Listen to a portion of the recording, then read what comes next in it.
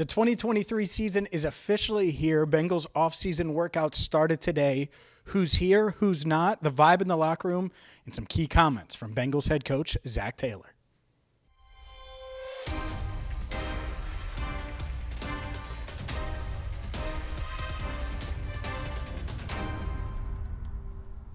Hi again, everyone, and welcome in to Cincinnati Bengals Talk. I'm James Rapien of allbengals.com here at Paycor Stadium, where I just got out of the locker room. Hopefully you check out all of our videos that we posted, from Orlando Brown Jr. to Irv Smith, Dax Hill, Zac Taylor, all talking today.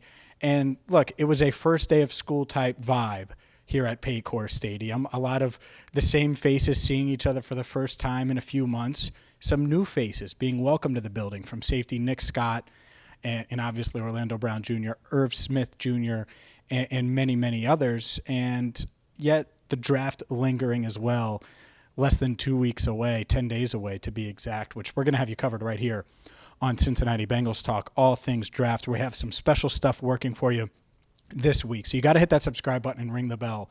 But let's dive into who wasn't here. And it starts with Jonah Williams. Did not see Jonah Williams today. Maybe he'll show up tomorrow, but was not here today. I think that is noteworthy. The top three receivers, were not here. Tyler Boyd, Jamar Chase, and T. Higgins. These are voluntary. They don't have to be here. Trey Hendrickson wasn't here last year. He is here this year. His running mate and partner in crime, Sam Hubbard, was not here today. So just some guys worth mentioning.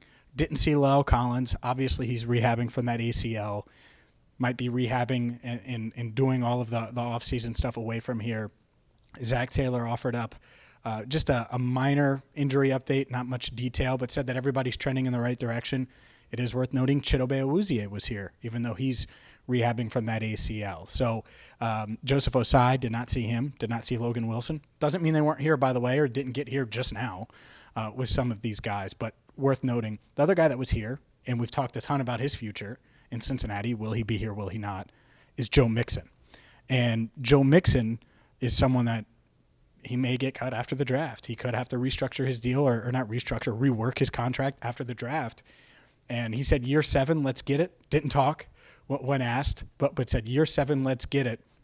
And jogged to the team meeting out of the locker room during the open media portion of things. So we'll see there. Some things that were noteworthy, though, from Zac Taylor. Tight end, they view Irv Smith Jr. as a penciled-in starter. That doesn't mean that they can't take a tight end early. And this is what I've really tried to hammer home. I just wrote a column on allbengals.com that dropped on Sunday about best player available. This Bengals team loves to, and it's worked the past couple of years, put themselves in a position, especially when they're drafting 28th, when you're drafting at the end of every round, to not have any glaring holes or weaknesses. And I think that's why you go after Irv Smith Jr. and sign him. And then you still bring back Drew Sample. And you have Devin Asiasi. Because you look at that tight end room and you feel pretty good about those three guys. And that's what Zac said. They certainly feel comfortable with Irv Smith Jr. starting. Does not mean that they wouldn't take a tight end in round 1. Doesn't mean they wouldn't take a tight end on day 2 or early day 3. I could still see them double dipping at tight end if the board falls their way. It's a deep tight end class. And so worth noting there that one of the things I got from Zac was BPA is very much a priority. And he didn't say it exactly like that, but he did say best player that's going to help them win. And so adding proven tight ends like Irv Smith Jr., I get it. He's had some injuries. There's a lot of reasons to be excited about him, though, and bringing back someone who knows the system, blocks at a high level like Drew Sample, made a ton of sense for this team. And then you have the question mark that is Jonah Williams. I asked Zac, and he was sitting right behind me here at the podium, asked him, hey, have you talked to Jonah Williams this offseason? And he did not answer, declined to comment on that. That is an interesting dynamic, because if the Bengals land an offensive tackle at 28 or at 60, maybe they could land one of those guys that could be plug-and-play, a right tackle, plug-and-play starter, and then move on from Jonah. But as of today, you can say it's a competition. But Jonah Williams or Jackson Carman, I know a lot of people are low on Jonah, but healthy Jonah has proven himself somewhat in this league. The key, though, is he bought into right tackle.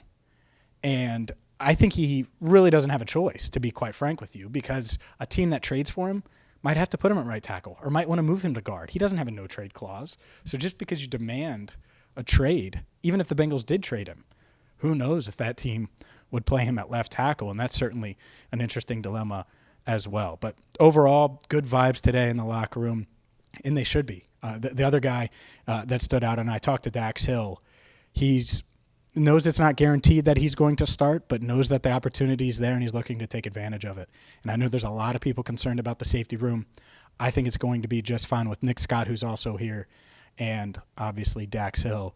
And then last thing, I know Orlando Brown Jr., he is excited to be a franchise left tackle, especially of this franchise. I asked him about the history from Anthony Munoz, Andrew Whitworth, and then obviously at right tackle, Willie Anderson. He knows the history of the tackle position in this franchise, the quality tackles that have come through, and he wants to be the next great one. Make sure you check out all of those interviews.